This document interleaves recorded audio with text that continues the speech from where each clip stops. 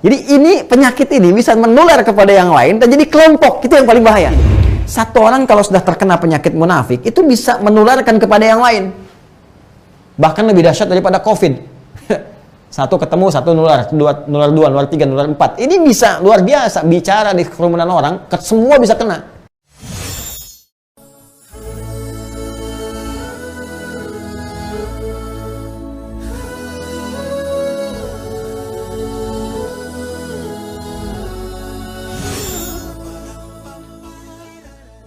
Kalau disebutkan mudhari, berarti pekerjaan itu tidak berlangsung di masa lalu saja. Ini yang saya maksudkan. Akan terus berlangsung di setiap masa.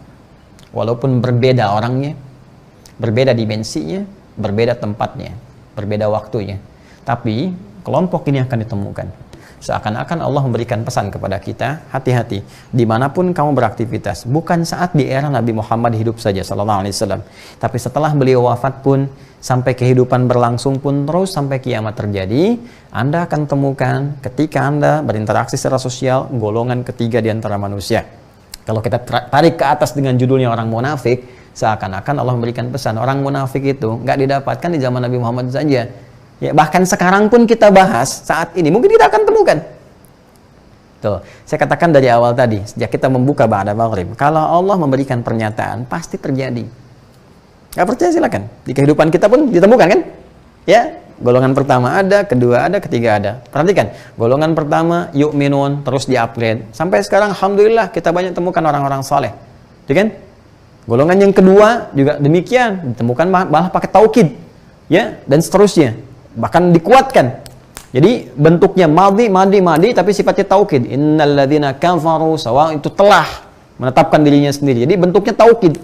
Ya, dipastikan, dikuatkan. Ada juga yang menutup diri. Ya, berat juga. Dan ini yang paling kompleks karena itu sampai dari 8 sampai dengan ayat 20, hampir 12 ayat kurang lebih atau 13 ayat ya.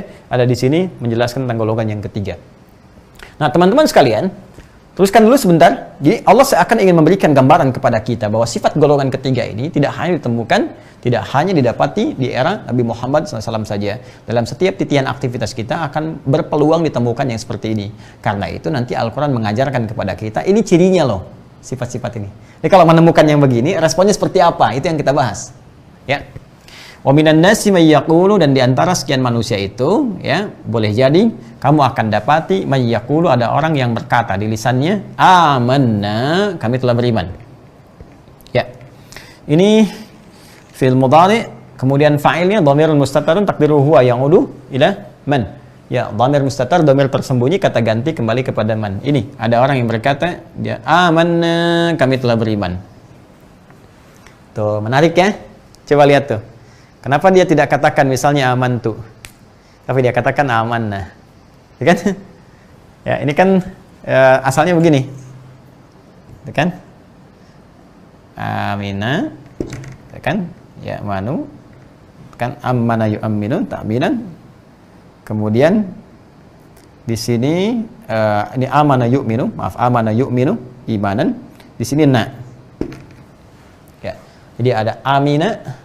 Amina ya'manu, amana yu'aminu, jadi yu'minu ya. Ada proses tertentu di ilmu sharaf, ada ammana yu'aminu ta'min.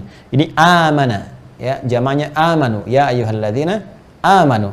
Kemudian amananya amana ar-rasulu bima unzila ilaihi min rabbih wal mu'minun. Ini amanna asalnya begini, amana plus na, ini kan? Ya, amana beriman, kami beriman. Ya, kami beriman pakai na dari kata nahnu. Jadi amanna begini. Kalau saya pakai ta, amantu. Ya. Kalau engkau amanta, kan? Kalau kami aman, ya, karena ininya harus mati, sukun bersambung dengan dhamir, maka ini disatukan, diidghamkan, ya, nun ketemu mati ketemu yang hidup, maka tandanya dengan tasydid. Jadi begini. Amanna.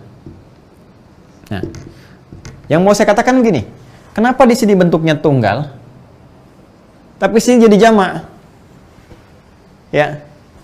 Kalau Allah katakan di antara manusia itu ada yang kamu temukan, dia akan berkata, terus apa yang dia katakan? Kami telah beriman, kami beriman kok. Nah, ini ingin menunjukkan bahwa gejala sifat-sifat nifak, ya, hipokrit, sifat munafik itu penyakit menular. Bahkan bisa saling mewakili satu dengan yang lainnya. Bisa saling berkelompok. Jadi ini penyakit ini bisa menular kepada yang lain dan jadi kelompok. Itu yang paling bahaya. Ini sistemik jadinya. Nah, ini kalau kita nggak ngaji, nggak sampai sini, kita hanya akan temukan satu sifat. Tapi perhatikanlah baik-baik. Seakan Allah memberi isyarat begini.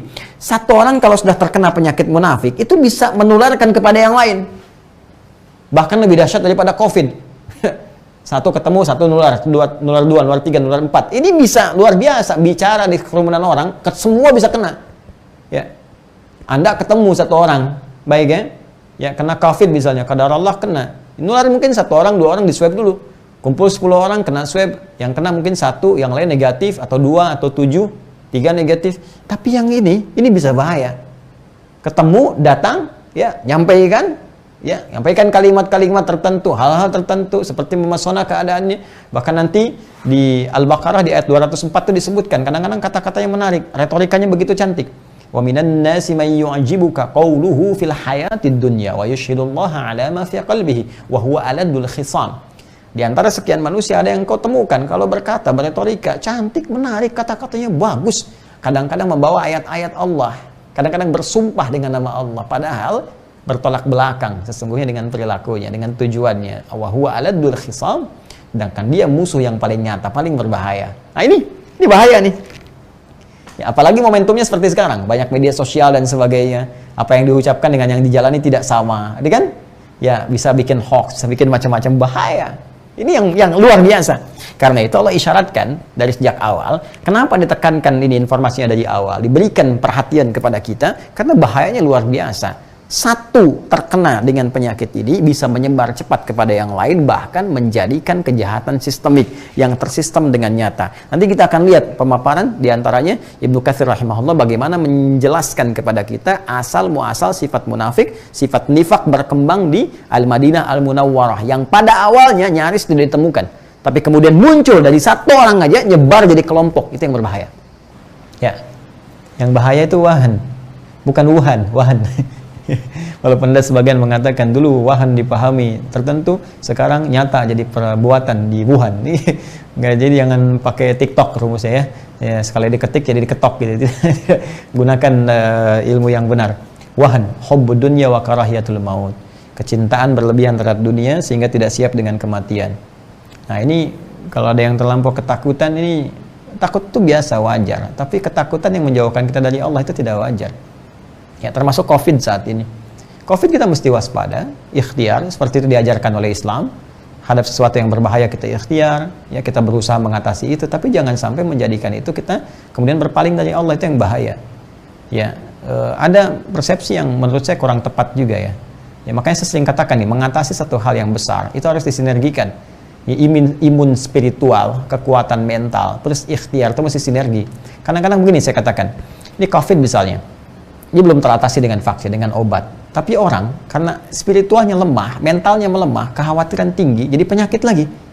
Ya, khawatir tinggi, beraktivitas terkurung di dalam rumah, tapi nggak efektif juga, sehingga menyebabkan rentan dengan perbuatan atau aktivitas atau penyakit, bahkan penyakit yang lain. Ini pun berbahaya juga. Yang paling berbahaya adalah ketakutan yang berlebihan, khawatir meninggal, dikaitkan dengan wafat. Padahal ada orang sehat pun bisa meninggal. Benar, ini bisa berbahaya.